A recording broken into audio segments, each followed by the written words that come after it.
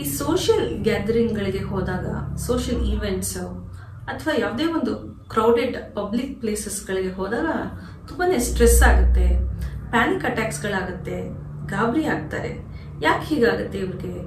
ಇಂಥ ಒಂದು ಮನಸ್ಥಿತಿಗೆ ನಾವು ಏನಂತ ಕರಿಬೇಕು, ಇದರಿಂದ ಹೊರಗೆ ಬರೋದಾದ್ರೂ ಹೇಗೆ ಅನ್ನೋದ್ರ ಬಗ್ಗೆ ನಾನು ನಿಮ್ಗೆ ಇವತ್ತು ತಿಳಿಸ್ಕೊಡ್ತೀನಿ.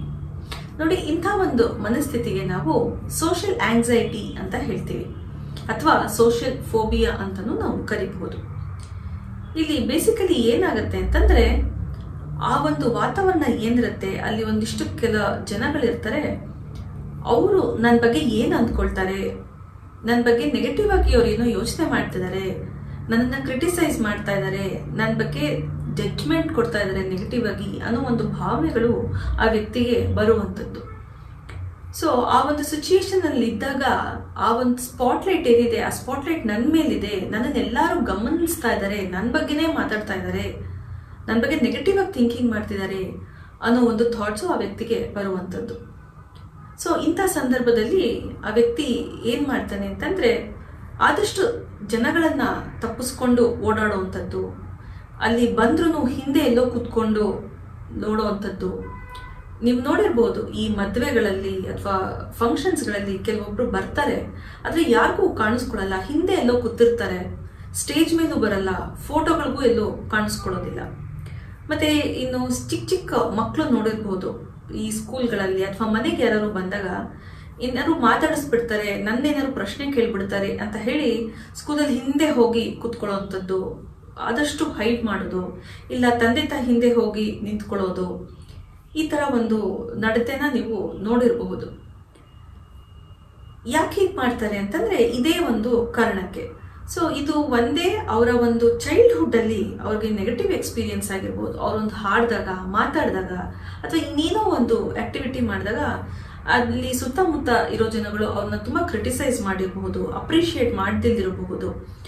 ಸೊ ಈ ಥರ ಒಂದು ಅನುಭವ ಆದಾಗ ಮುಂದೆ ಈ ಒಂದು ಮನಸ್ಥಿತಿಗೆ ಬರೋ ಒಂದು ಸಾಧ್ಯತೆ ಇದೆ. ಇಲ್ಲ ಅಂತಂದ್ರೆ ತನ್ನ ಬಗ್ಗೆ ತನಗೆ ಒಂದು ಕೀಳರಿಮೆ, ಸೊ ಆ ಒಂದು ಸೆಲ್ಫ್ ಕಾನ್ಫಿಡೆನ್ಸ್ ಆಗಲಿ, ಆ ಒಂದು ಸೆಲ್ಫ್ ಎಸ್ಟೀಮ್ ಆಗಲಿ ಇಲ್ಲದೆ ಇರಬಹುದು. ಈ ಕೊರತೆ ಇದ್ದಾಗೂ ಈ ಒಂದು ಮನಸ್ಥಿತಿಗೆ ಬರಬಹುದು.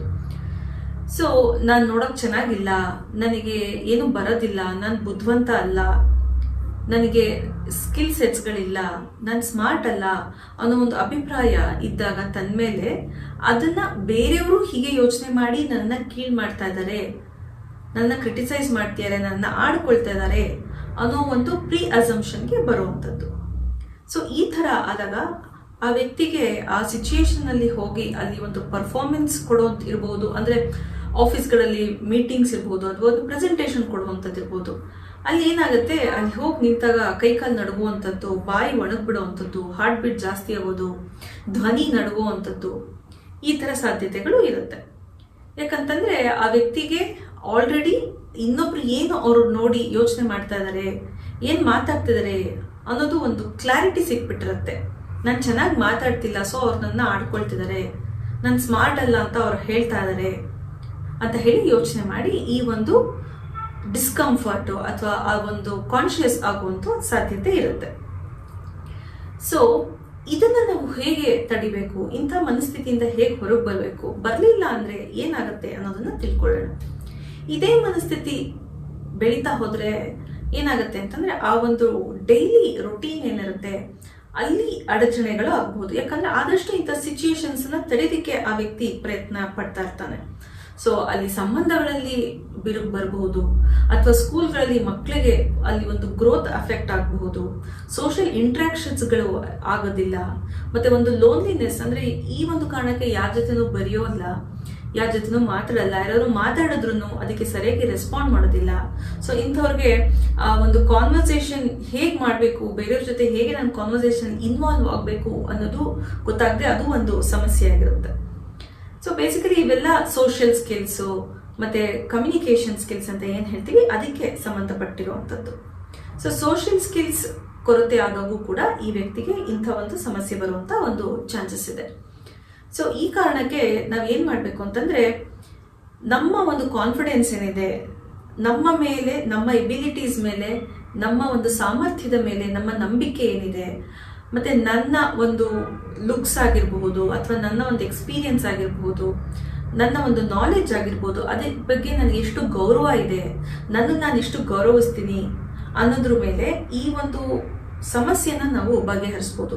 ಸೊ ನಮ್ಮ ಮೇಲೆ ನಾವು ನಂಬಿಕೆಯನ್ನ ಬೆಳೆಸ್ಕೊಳ್ಳುವಂಥದ್ದು, ನಮ್ಮ ಮೇಲೆ ನಾವು ಆತ್ಮ ಗೌರವವನ್ನ ಜಾಸ್ತಿ ಮಾಡ್ಕೊಳ್ಳುವಂಥದ್ದು, ಮತ್ತೆ ನಮ್ಮ ಮೇಲೆ ನಾವು ಜಾಸ್ತಿ ಫೋಕಸ್ ಆಗಿರಬೇಕು. ಅಂದ್ರೆ ನಾನು ಏನು ಮಾತಾಡ್ತಾ ಇದ್ದೀನಿ ಇವಾಗ ಸದ್ಯಕ್ಕೆ, ಆ ಒಂದು ಕಾಂಟೆಂಟ್ ಏನಿದೆ ಅದ್ರ ಬಗ್ಗೆ ಫೋಕಸ್ ಮಾಡೋದು. ಬೇರೆಯವರು ಏನು ಯೋಚನೆ ಮಾಡ್ತಾರೆ, ನನ್ನನ್ನು ಯಾರು ನೋಡ್ತಿದ್ದಾರೆ, ಸ್ಪಾಟ್ಲೈಟ್ ನನ್ನ ಮೇಲೆ ಇದೆ, ನನ್ನನ್ನು ಎಲ್ಲರೂ ಗಮನಿಸ್ತಾ ಇದ್ದಾರೆ, ನನ್ನ ಬಗ್ಗೆ ನೆಗೆಟಿವ್ ಆಗಿ ಮಾತಾಡ್ಕೊಳ್ತಿದ್ದಾರೆ ಅಂತ ಯಾವಾಗಲೂ ಔಟ್ವರ್ಡ್ ಆಗಿ ಯೋಚನೆ ಮಾಡೋ ಬದಲು ಇನ್ವರ್ಡ್ ಆಗಿ ಯೋಚನೆ ಮಾಡೋದು. ಅಂದ್ರೆ ನಮ್ಮ ಮೇಲೆ ನಾವು ಫೋಕಸ್ ಮಾಡ್ಕೊಳ್ಳುವಂಥದ್ದು, ಬೇರೆಯವ್ರ ಮೇಲೆ ಫೋಕಸ್ ಮಾಡೋ ಬದಲು ನಮ್ಮ ಒಂದು ಫೋಕಸ್ ಏನಿದೆ ಅಲ್ಲಿ ನಾವು ಗಮನ ಹರಿಸಿ ಅಲ್ಲಿ ಇಂಪ್ರೂವ್ ಮಾಡ್ಕೊಳ್ಳುವಂಥದ್ದು.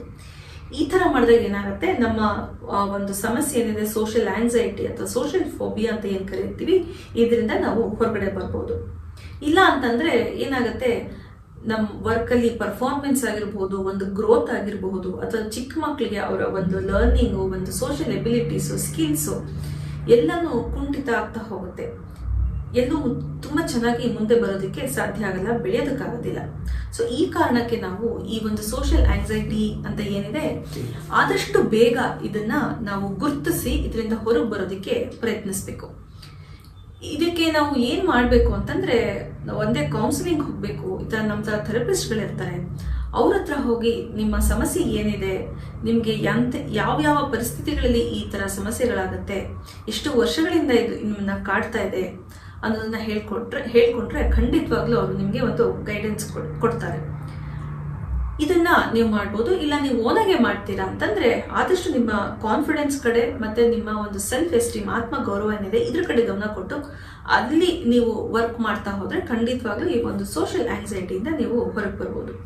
ಇವತ್ತಿಂದ ಈ ಒಂದು ಸಮಸ್ಯೆನ ನೀವು ಗುರುತಿಸ್ಕೊಂಡು ಈ ಸಮಸ್ಯೆನ ಹೇಗೆ ಬಗೆಹರಿಸ್ಕೊಳ್ಳೋದು ಅನ್ನೋದ್ರ ಬಗ್ಗೆ ನೀವು ಯೋಚನೆ ಮಾಡ್ತೀರಾ, ಅದಕ್ಕೆ ಒಂದು ಸೂಕ್ತ ಪರಿಹಾರವನ್ನು ಕಂಡುಕೊಳ್ತೀರಾ ಅನ್ನೋ ಒಂದು ಆಶ್ವಾಸನೆಯಿಂದ ಇವತ್ತಿನ ಈ ಸಂಚಿಕೆಯನ್ನ ಮುಗಿಸ್ತಾ ಇದ್ದೀನಿ. ಧನ್ಯವಾದಗಳು.